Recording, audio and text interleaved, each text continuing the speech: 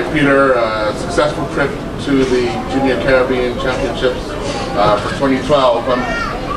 What was the experience like going down to the Dominican under the circumstances? We had to postpone it for a hurricane over there, and then postpone it for a hurricane here. Yep. And then you got down there. Yeah, there's nothing you can do about the weather postponement, so it happens, and that's fine. The event was really good. The most exciting part is seeing these athletes go and compete at a very high level. And I got to say that it's getting harder every year. I've watched this race now, I think, for 5 years, and it's not getting any easier. And Vashon and Mark have seen this for a couple years now, and it's amazing how hard it is. So the fact that these guys rode so well, I think is testament to the commitment that they're making to the sport. So otherwise, the events were really good. It's pretty well organized. It was very well organized. Stayed in a nice place. The people are very nice. The competitors now, a lot of them know each other, and again, for the guys who have been here been to the competition several times, they see familiar faces. They know who they are, and even though they're competitors, there's always some camaraderie afterwards, which is really great. So it's very positive. Very positive. All right. As the president of the Bermuda Bicycle Association, to keep these kids on a level of the high quality of competition that they just faced, what can the association do to ensure that they can stay at this type of level and get even better? Without sounding too arrogant about it, we're doing the right things. Surely, if you look at how the results we're getting, the level of preparation that we go through, and when we get to go to these events, I get the chance to talk to the other country, either coaches or sports administration folks, and clearly the programs that we run are producing the type of athletes that are appropriate for that competition. So as somebody pointed out the other day after Daniel's victory in the time trial, is that and I'm pretty sure it's entirely accurate.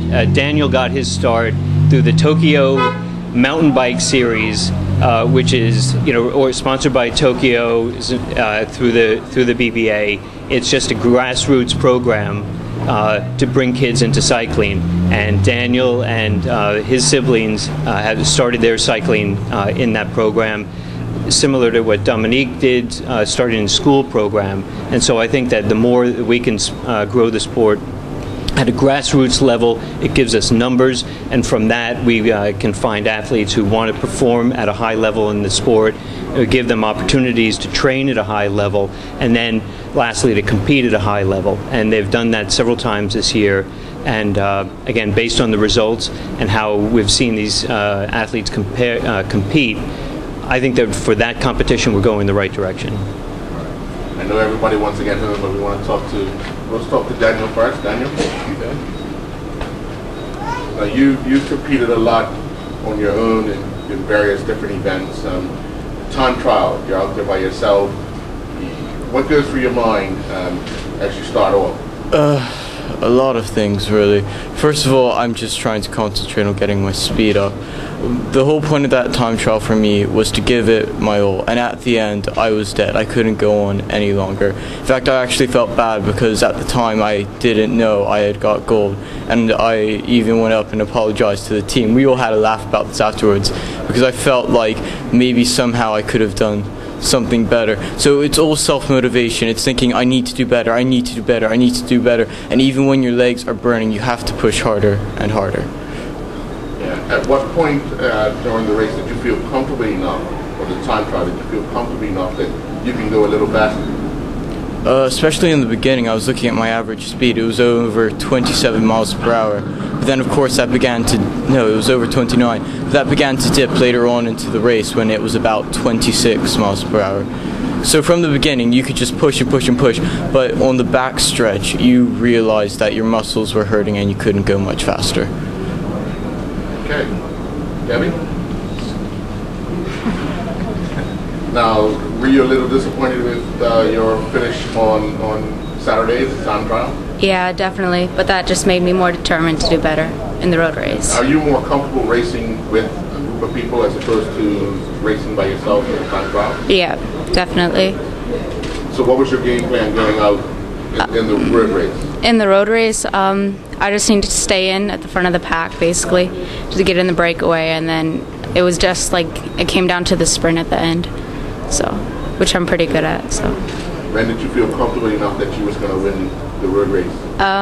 Not until like the last 150. I had to really dig deep. 150 meters. Yeah. What would you contribute to your performances over the last year or two to get you to this point? Racing with guys like this, yeah. Training with guys like this? Definitely training with the guys made a really big difference because it made me like have to push really hard, to have to stay up with them during training, which improved me a lot. And racing with the women, they raced really good all year long, and so that was good. Okay, well, congratulations. Thank you.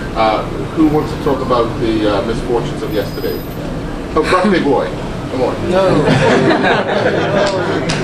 Come on.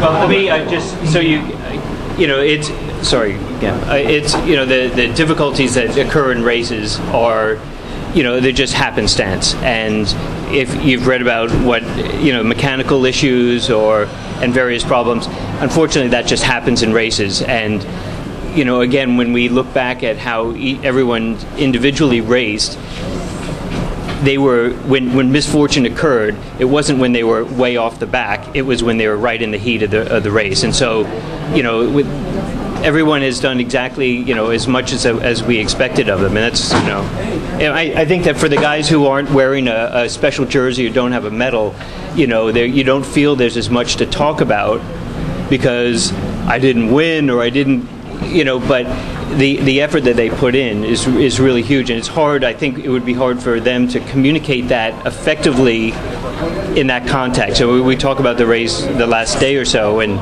there's so much that goes on that it's difficult, I think, for them to just say, well, yeah, I had a flat, but that's the way it is. It's tough. Well, on behalf of Bermuda, thank you for representing us very well. Well, thanks for everybody coming tonight, etc. So, good. You guys ready to go home? Yeah. Okay.